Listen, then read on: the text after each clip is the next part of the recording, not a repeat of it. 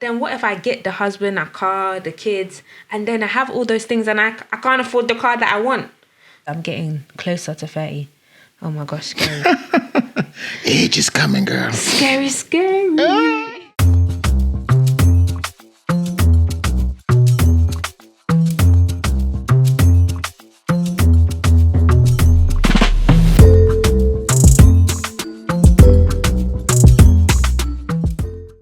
Hi guys, welcome back to another episode of Harry's Daughter. I'm your co-host, Natalie. And no, that's not how you say it. You say, I'm your host, Natalie, and I'm with my co-host, Harry. Welcome, welcome.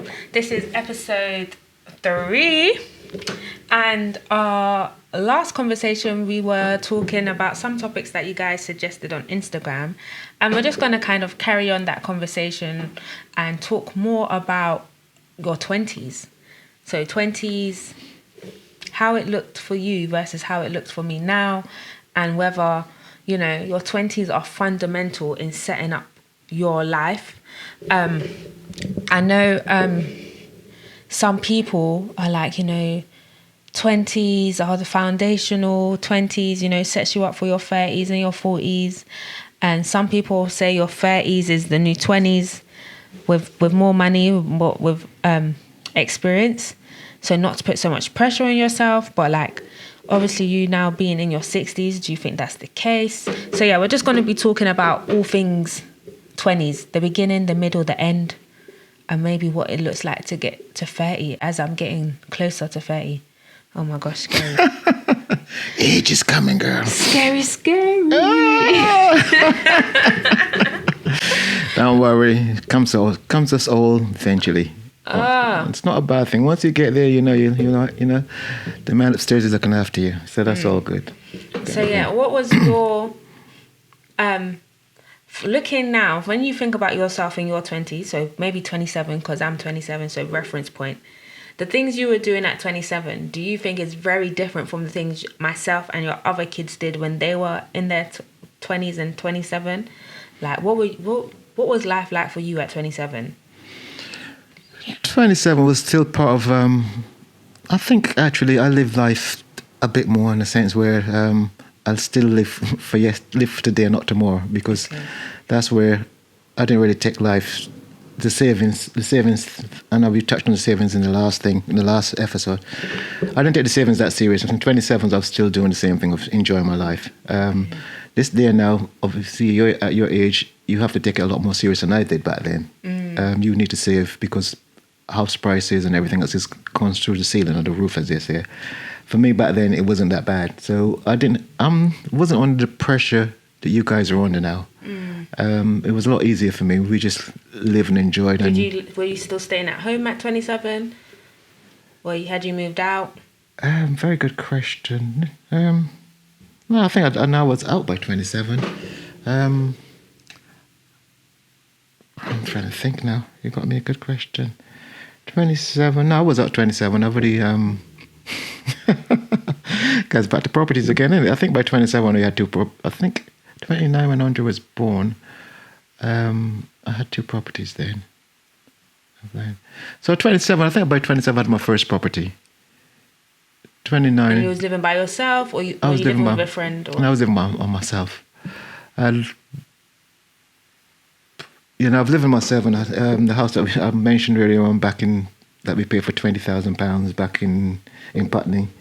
So we split into myself and my mum. We split into 2 flats, and I was living in the downstairs flat, and she had the upstairs flat thing. So I was living by my own, but thinking about I was still living with my parents because they were upstairs to me. Wow, you guys! So you bought a property together and then split that property into 2 houses. Into two flats. So where were you guys living before that? Where? Or did you all move to the new place that you bought? No, I was living at home. I'm trying to think when I moved up from home, to be quite honest with you. But I think, I'm not sure what year I did move up from home. But when we bought that place, the property in Putney, then I moved there, but the upstairs was empty. Mum and Dad they were still in Wandsworth. Okay. So, yeah. And then eventually they sold that, I'm trying to think of what year it was, but they sold the property in Wandsworth and then they went to Barbados. And obviously went to Barbados to live, but they had a property in Putney which was upstairs to me. So yeah, we were still a family, upstairs and downstairs apartments, effectively. So does it shock you, or I guess because you're aware of how cost of living is and how expensive things are, but has it crossed your mind that's like, wow, kids are still at home at 27? When I was 27, I had already bought my first property. Like, does that make you think? Well, it hasn't made me think. I mean, to be honest with you, I know things are harder for you guys now at this age. It's due to how prices are going through the ceiling. It's very difficult to do what we did back then. As I said, my first property is like 20,000. The second was 67 or whatever it might have been. So, you can't do that now. You've got to have. I mean, only deposit-wise back then, all I needed was like £2,000 or £1,000. Which is £1,000 or £2,000 effectively. So, and I mean, I was earning really decent money back then, so I could actually buy a property. Truth be told, I should have been a multimillionaire now. For the money I earned back then, compared with what you guys earn now, right? I could afford many properties back then. Okay, so it doesn't shock you that people are still home in their 30s and stuff like that? 30s, 40s, it doesn't shock me because, as I said, your money hasn't gone up with inflation. Yeah. Prices have gone through the ceiling many times over, and it's obviously for young people in London, and especially certain people in London, it's difficult to get the work to go inside with inflation. If that makes sense, you have to do sort of minor jobs and stuff, and it's hard. So wait, when you bought that property with your mum, like, what was that kind of discussion? Was it like, let's go 50-50? Or was it like, Mum, I've seen a property, help me buy it? Because again, also, I know we're talking about property a lot, but nowadays they say that the biggest lender is Bank of Mum and Dad, but not everyone is afforded such opportunities, especially people in like black and ethnic minorities household. They don't really have that luxury of having parents to help them the way that our counterparts in the like white communities do. So was that still the case for when you were buying properties at that time? Was it very much I have to buy it on my own, or very much like you had a bit of Bank of Mum and Dad to help you? Definitely Bank of Mum and Dad. Definitely, really? Yeah. Actually, I mean, the property was offered to them, and they brought me in on it. Oh. So they were my angels back then. They were the ones that set me off in life. So yeah, no, the Mum and Dad's bank was my bank.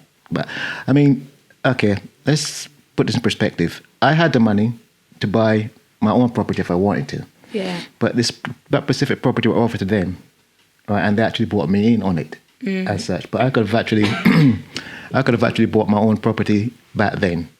I don't know if it was hindsight is like, did they have the money to pay for it at then? I'm not sure, because I had the money to pay for it. So I was on actually bought the property, paid the deposit for it and stuff. So I paid the deposit for the two of us, and then eventually they paid me back. Yeah. So I could actually bought my own property, but there was an offer that was made to them that they couldn't refuse. And so I guess me having the money, they decided, well, you know what, I was their bank as far as the deposit was concerned. So that's not really Bank of Mum and Dad. That's Bank of Son. So you were their bank. You can put it that way. Yeah, because that's like if you saw but they property, was the one that found the property. Yeah. But that's like if you found a property now and I have the money to put the deposit down, I wouldn't say that's Bank of Mum and Dad. That's opportunity found by Dad, but Bank of Natalie. Okay, fair enough. Yeah, but it's still, I think it's a bit different from me finding a property and then you giving me money to buy it. That's Bank of Mum and Dad. Whereas if it's you've found the property but I'm paying for it, I would consider that a bit more independent. That like it's not Bank of Mum and Dad, but I still think it's collaboration. Yeah, no, it was. I mean, but as I said, back then it was Lear helped me in the sense of, you need to save some money. Let's buy this property. Okay. Right. So that was more. I think that's more they were thinking back then. Direction and the guidance. They were pulling you down from the live life. Yeah. So they were like, come back down to reality. because I say, yeah, I'll get something, but eventually you never do it. Yeah. So it's like, you got to do this effectively. So let's buy this property together. And so, yeah, they helped me back then. Do you think that approach now would work with your kids today if you were like, you got to buy a property now? Like that kind of guidance and approach. Would you take that kind of same approach, or are you a bit more hands off in that sense? If a property was, let's put it this way, if a property came up that I knew was a good deal, I would say to you guys, you need to go and buy it. Kind of thing, because it's not many opportunities that's going to come now that came back then. And so if something came along, I would definitely do like my parents did back then. I would just say, listen, you need to sort of start saving some money. And I guess my mum saw me being the flamboyant person of just spend, was just like, you know what, this is where you're going, kind of thing. So I would do the same thing for you. If opportunity arises, I would do the same thing for you guys as well. If something came along and I had to find the money, I said I had to find the money, I will find the money and help you guys out if that was the situation. And do you think it's a parent's obligation to actually give their children money towards their home? Because again, in the different counterparts, you see that, white kids and their families, their parents, it's like, yes, we're helping you to buy a house to get you on the property ladder. Whereas a lot of black children, when they grow up and when they start earning, they are already also supporting their household in various ways. So they don't really have that luxury of like saving, and then when they get to go and buy a house, that their mum and dad is able to be like, here's an amount to give to them. But that's not necessarily the same for white counterparts. But because of the sense of community and black communities, that if your mum's, once you start earning, you got to pay bills, you got to do this, you got to do that. And I've even heard some stories of where it's like the amount the mum is charging the child could literally go out and get their own property, but the mum is pocketing that money. And let's say she's charging the child £800 a month. So then that child can't really save. But then when that child's ready to buy a house, the mum's not going to turn around and be like, give the money back. Here's 20 grand to help you buy a house. Nah. I mean, I'm different. I guess we all different in that sense. Community. Different in that sense, really and truly.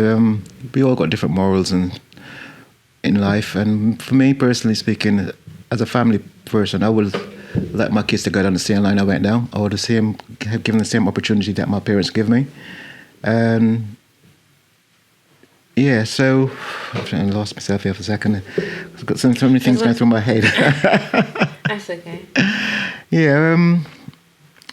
Do you think it's common within your friendship group for dads and parents to help their kids? Yeah, most of them. I'm just thinking because a few people I was just thinking about this. Sorry, that I know that my age and stuff, they've helped their kids. They're still helping their kids wherever possible, kind of thing. So I guess some of us been fortunate enough to be in a situation where we've earned enough and we can help our kids, and we can do like the white counterparts and give to our kids and make sure that they've got coming through.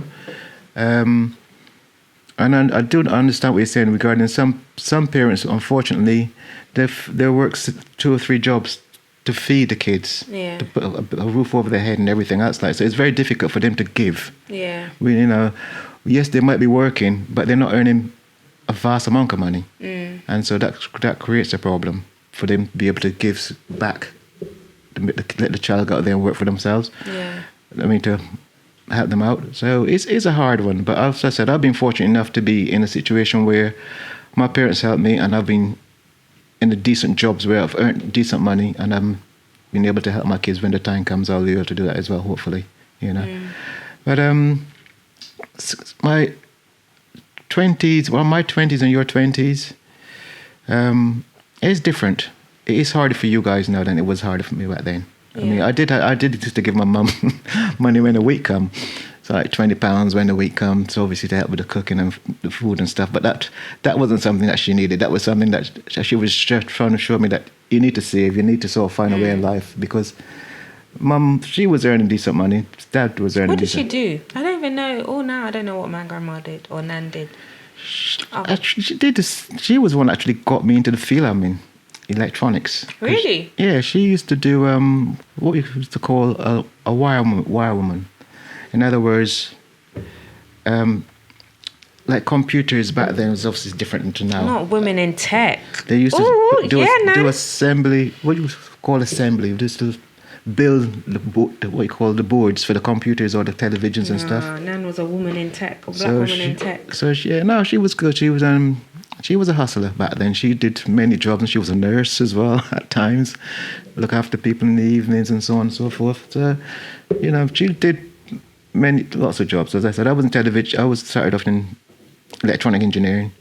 I was working for a company called Vision Hire back then, and then Mum got me a job where she was working, and it was doing assembly, building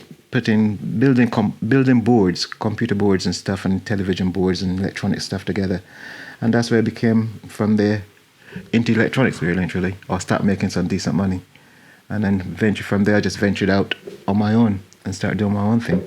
But no, Mum, she was good. She started me out. She started me out in life good. Can never fault her for that there, to be honest. Yeah. And she did, and one of the things she did do as well back then, she had, savings-wise, again, she used to sort of put a couple of pounds a week into an insurance company. Mm-hmm. And so when I reached 18, I think I got like £1,000 back. Oh, wow. So, again, yeah. I think she did it for Susan and Tracy as well, the other two siblings as well. When they got to a certain age, you get that money back. And so on. But yeah, guys to come around every week and collect, the insurance guy come around every week, collect this £1 or £2, whatever, when the week come.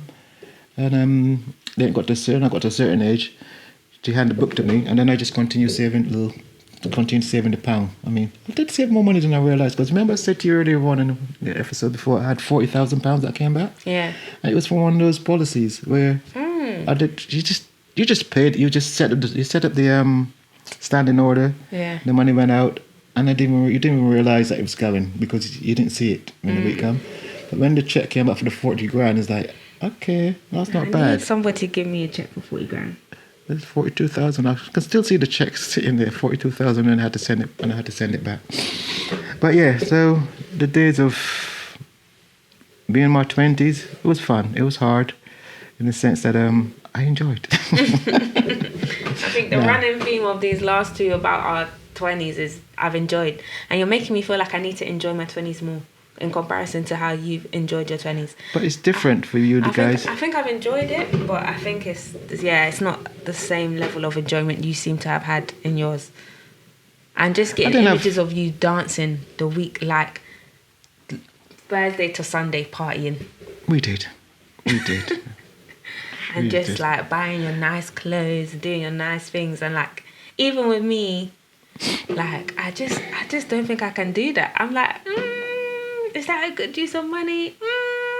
Should I be doing that? Like, even getting a new car, I'm like, you're at home. This is the best time to. I'm in a conundrum where it's like you're at home, so you don't have a mortgage, you don't have kids, you don't have a husband. So if you want the nice car, get the nice car, and this is the time you can afford it. But then on the other side, I'm also like, you're at home. This is the best time to save the money that you would spend on the car. I agree with that as well. So then I'm like, but then what if I get the husband, a car, the kids, and then I have all those things and I can't afford the car that I want. So then I didn't get it when I could have afforded it. And then once I've been adult enough and got the responsibilities, I still can't afford it. So then it's like, what do you do? Yeah, it's a good question. What do you do? I mean, your 20s now is different. You have to save more now because it's harder to get jobs as well, and prices of everything is higher. Me back in the 20s, we haven't got the problems you've got now. As I said, in my field anyway, my specific field in electronics, there was plenty of work, and so obviously with plenty of work, there was plenty of money. So I didn't have that worry of, am I going to get money tomorrow? How am I going to get on later on down in life? So what was, if you know that our problems are like money based and for future thinking, what were your problems in your 20s? What was the problems of that time? What was our problems back then? we didn't really have any serious problems back then, to be perfect. Well, I didn't have any. Sorry, I didn't mean to sound bad, but I didn't have no serious problems back then because, as I said earlier on, I could actually, the jobs I were in, right, I could make money, and I was making money. So if money is in it, money was never an issue. It was just kind of an enjoying life and just make sure that you've got the right clothes for the next party and stuff. So that was more of a problem and stuff, really and truly. Material, I guess we all went on material things. For me, a lot of just as I'm just going back through life, and I'm just thinking through the friends and stuff, because there's times where, as I said earlier, I was like a bit of a workaholic. A lot of the guys used to be up partying at weekends and stuff, but I used to be working. I mean, there's times where I used to work. I did night shifts. For the company, I used to work on the company on the oil rigs, and then before we got on the oil rigs, we used to build the equipment, and we was doing some long hours. Right, and everyone used to be out partying and enjoying themselves. For me, it was more like, I can't wait for the shift to finish so I can get back and party with the others, because I knew they were enjoying themselves and they were out there doing it. Fear of missing out. Yeah, and that was me back then. It's like, I just want to get back.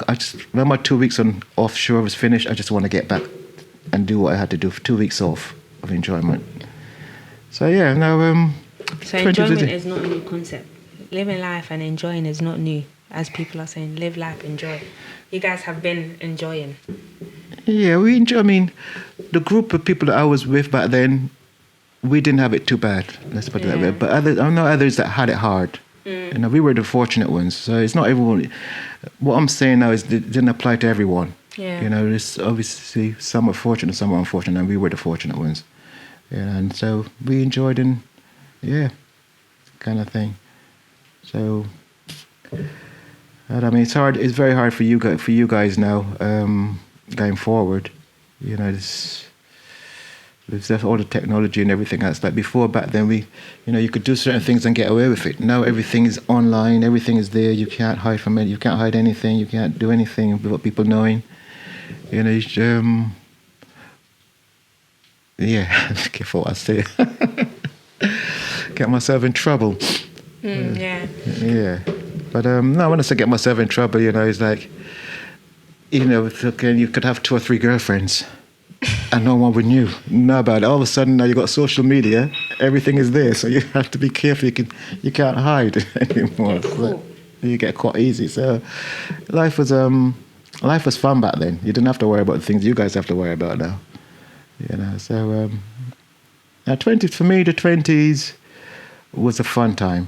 20s going to the 30s was a fun time, and I did work hard back then, and I played hard. And I see how you guys doing it now, trying to do certain things, and it is difficult. It's a lot harder for you. You know, well, I think it's harder anyway. Myself personally speaking, it's harder for you guys in that sense. But on the other hand, I looked at you guys and yourself, Nadia, and so on. And you're not really struggling too much, to be honest with you, in the sense that you seem to have most of the things in life that you want. I mean, I could be wrong. I mean, okay, you're 27. As I said, 27, I had my first property, but then properties were a lot cheaper back then compared with now. Even what we were earning back then. And most people at your age now have to wait to late 30s to 40s to get their own property, and even so they have to buy one with someone else, they have to share. For me back then, I could buy 2 and not have to worry about sharing. Yeah. You know, so it is difficult. Your 20s and my 20s, different. I'm so intrigued to be like, when I have kids and they're in their 20s, how then my 20s will look different to their 20s, because it will look different again. So my struggles now of property, moving out, wanting to live life, but wanting to think about your future, how that will impact the next generation too. That will be different as well, because their social media is even more for them. Because I grew up I'm still older than Google. So I'm still growing up in the era of like, you go outside and you play outside and you come back in. I grew up like, there wasn't Sky Plus back then, Netflix, Disney. Like when we watched shows, You have to go in the break and run, get your snacks, go to the toilet and come back. And they don't have that. Like, Blair was literally like, but you can pause it to me. So, like, even seeing growing up, there's differences in growing up. So, who knows, when, like, maybe Blair's ready to buy a house, there might be a crash in the market and she might be able to get a house a lot cheaper. Or it will be even crazier. And then they'll be saying that people aren't moving out till they're in their 50s, 60s. Who knows? So I'll be interested to see what happens in the future, in years to come. And like when we look back and listen to this in years to come, how things have changed. Things would have changed. Yeah. I mean, I was just here thinking about this here, how things has changed in the sense of Google and back then is like video cameras back then, how big they were compared how small they are now, and phones and everything else. Like, so things will change as they have always done from generation to generation. And but for Blair, which is her granddaughter, she might be okay in the sense where her dad might have something set up for her. That's what parents are trying to do now, put things in place so that the kids don't have to struggle as much when they get a bit older. Yeah. And as far as like savings, again, we come back to that there where the parents themselves now start, I'm going to start saving for my kids now. So when they reach a certain age, they've got something there. They can do what they want to.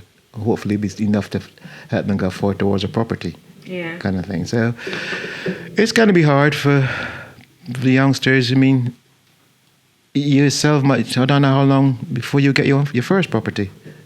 27, it could be 37.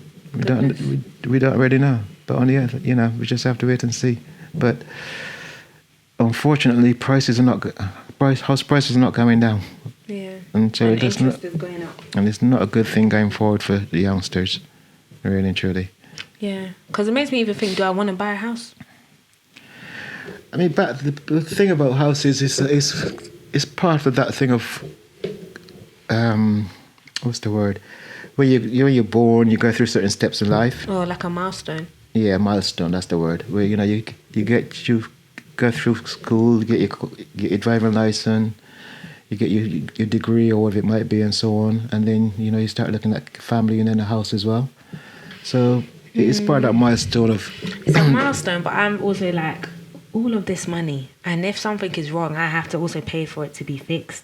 I have to sort this out. Like, Europe, a lot of other countries have a bigger renting culture, and so they try to, instead of, because they're not getting properties there and they're renting more, they're like putting their money on traveling more, because that money that they're paying, like if your boiler breaks, so you have to fix this, and you have to have all this money and the responsibility. Just have a landlord, pay the landlord, and then just use your money to travel and do whatever you want. Like, do you want to be tied down, basically? Well, I hear what you're saying, but I've heard on the news this morning actually that rent is actually going up or going up, right? And so most people that's renting, majority of their money is actually going in rent, so they can't even do it just to go out and enjoy themselves. That's true. So, and then if you're paying rent, you might as well be paying a mortgage. But the difference is, people that rent can actually afford mortgages, but it's the necessity to have the deposit. Yes, that's the biggest problem. That's the biggest problem, because if you're paying this amount in rent every month, then clearly you could afford a mortgage. But when they're asking you for like 50 grand deposit, and you have to have that all up front, and then that doesn't even cover your solicitor's costs, your surveyor's fee, and all of that, then it makes it hard to get on the property ladder, because the rent, they're paying it, so they have the money for the mortgage and the rent. Absolutely. But it's the deposit and asking for such ridiculous amounts. So that's the way mum and dad's bank comes into operation, because mum and dad, hopefully depending on the circumstances, in some cases, a lot of cases, have been able to save over the years. And what they tend to do is like, okay, I've got X amount, you're paying X amount when the week come, you can have this money, take the 40 grand, all right, and you can pay them back over a period of time, which never happens really, but you can sit, and so mum and dad's bank come into operation there to help the kids out. So for example, you going for your kids now, you might be able to get a property later on down the road, kind of thing, and by putting a bit aside now, might be able to help your kids well down the line. Just, you know, thing. Yeah. But no, I mean, we see how things go when the time comes when you're ready to buy your properties where we're at and stuff. You never know. We might win the lottery. Absolutely. But I'm going to buy a ticket tomorrow. Let's hope we win. If we did, we wouldn't tell you guys. No, we'll let you all know. We'll share it with you. No, we wouldn't. You wouldn't. 10 pence each. We only got to win £20. No, you can't think like that. We're going to win big. No, we never. Listen, you know how many people think they're going to win big and they get the phone call, you've won the lottery, and it's £5? Oh, I'll just hang up, man. So that's what we're going to get. But yeah. I think the last 2 episodes have been property, savings, 20s. So we'll probably put a wrap on that. And then next week we'll come back with something else. Yeah, let's try something else next week. So yeah, bye guys. Thanks for joining us on Harry's Daughters podcast. You can, follow us on Instagram, TikTok, comment on YouTube, wherever podcasts are found, there you can find us. So yeah. Bye, guys. Have a nice week. Enjoy.